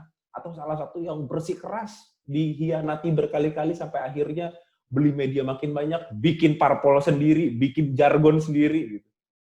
Tapi pada kenyataannya ada salah satu omongan dosen saya dulu, Mas Dodi, orang UGM, yang dia bilang, perhatikanlah bahwa tidak akan ada satupun pemilik media mainstream yang nantinya bisa menang jadi presiden. Menurut beliau waktu itu begitu, dan sampai saat ini sih masih terbukti, nggak tahu nanti di tahun 2024 ya. Karena sebenarnya saya pendapat juga dengan Mas Hipno tadi bahwa akan terus-terusan dimanfaatkan. Bahkan kalau sekarang buzzer itu udah ada dari zaman Twitter, dari zaman saya kuliah S2 dulu tahun 2011-2012 tuh mulai rame ada yang namanya buzzer Twitter, caleg-caleg udah mulai pada pakai buzzer Twitter. Jadi pasti akan terus-terusan dimanfaatkan, dan apakah netralitas itu masih ada? Masih, tapi kita selaku orang yang mengkonsumsi medianya terkait dengan politik, yang akhirnya bisa kita lakukan adalah sebenarnya sama sih kayak gerakan anti hoax. Pertama, jangan baca dari satu media sih kalau menurut pendapat saya. Jadi bacalah dari multimedia, bacalah dari koran, karena media online itu tidak semuanya bisa dipercaya. Itu yang sebenarnya harus diedukasi kepada tingkat literasi medianya orang Indonesia itu kurangnya. Dia baca, oh yang penting beritanya dari apa.com gitu. Udah pasti bagus, bahkan ada, saya miris anak komunikasi FISIP, ada yang ngelihat asal beritanya dari Line Today itu dipercayanya langsung ditelannya bulat-bulat gitu. Itu dari Line Today gitu. Padahal ya nggak harusnya seperti itu, karena ada beberapa media yang memang media mainstream dan di bawah Dewan Pers yang akhirnya oke, ini bisa kita percaya. Karena kalau dia bikin berita salah, dia bisa seketika ditutup gitu loh. Dengan segitu banyak yang bekerja di situ, dan itu resiko yang tidak mungkin mau diambil sama media yang mainstream dan media yang terdaftar di Dewan Pers. Tapi begitu medianya cuma sekedar media ecek-ecek yang ada di online doang, ya ditutup, dia tinggal bikin media online lainnya gitu. Makanya apakah akan terus dimanfaatkan? Yes. Jadi bagaimana kalau misalnya kita ditanya sebagai orang yang menikmati medianya itu, ya jangan baca dari satu media, cross check, dan sebelum share itu baca dulu deh, biar nggak kena hoax juga nanti ujungnya. Mas Yusa, mungkin ada yang mau ditambahin dari saya itu? Tentang media ini menarik ya. Jadi kalau saya melihatnya sih, untuk media ini kita tidak bisa pungkiri masing-masing media itu sebenarnya nggak netral.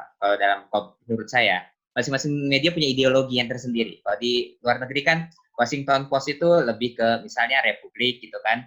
Terus misalnya Times itu lebih ke Demokrat misalkan seperti itu. Jadi justru ketika kalau menurut saya adalah lebih bagusnya adalah masing-masing media itu dia mendingan dia menunjukkan sendiri itu ideologinya masing-masing. Nah, akhirnya dikembalikan lagi kepada kita sendiri yang sebagai konsumen media tersebut untuk memilih mana yang sesuai dengan kita atau enggak. Jadi ketika kalau menurut saya sih untuk melihat media yang bagus, ya kita tidak tadi kata apa Mas Yitno dan Mas Krisna bahwa media itu nanti akan ada konglomerasi media dan segala macam. Tapi kalau saya lebih tepatnya sih kalau kita ngomong media kan ini ya WH question ya, yang 5W plus 1H ya. Jadi ada what, when segala macam. What, who, when, why ini. Kalau saya sih lebih tekannya saya tambahkan lagi 1W-nya lagi. Jadi kalau menurut saya media yang bagus tersebut jangan sampai dia hanya mengkonfirmasi data seperti orangnya siapa, apa pemberitaannya, terus mengapa ini terjadi eventnya, dan bagaimana itu terjadi. Kalau menurut saya media yang bagus sudah tambah 1W lagi yaitu what's next. Apa yang akan terjadi selanjutnya. Jadi alangkah lebih bagusnya, ya ini tugas kita bersama sih untuk mengawal demokrasi, untuk sebagai akademisi yang akan turut serta untuk berkontribusi, bahwa nanti kita memberikan pencerahan pada masyarakat, tidak hanya seperti hanya mengkonfirmasi data, tapi kita coba untuk saring dan coba untuk melihat what's next. Kedepannya ini kita ini mau seperti apa. Kejadian ini bagusnya ini seperti apa. Jadi menurut saya ya media tersebut, apalagi media kalau menurut dalam terminologi hubungan internasional di McDonald ya, diplomasi multi jalur, bahwa media merupakan salah satu aktor diplomasi juga yang bisa membawa opini publik, yang bisa membentuk opini publik. Media bisa menjadi pengawal demokrasi dan tanda kutip bisa juga menghancurkan demokrasi. Mungkin itu yang bisa saya tambahkan, Mas Krisna. Terima kasih.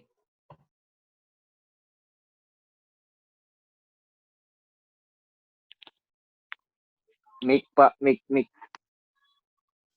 Sorry, lupa malah. Oke, terima kasih Mas Yusa atas tanggapannya. Mungkin pertemuan kita sore ini kita akhiri dulu sementara di sini karena juga waktu udah mau menunjukkan pukul 4. Mungkin Mas Yitno disuruh pukul 5 sore kali ya.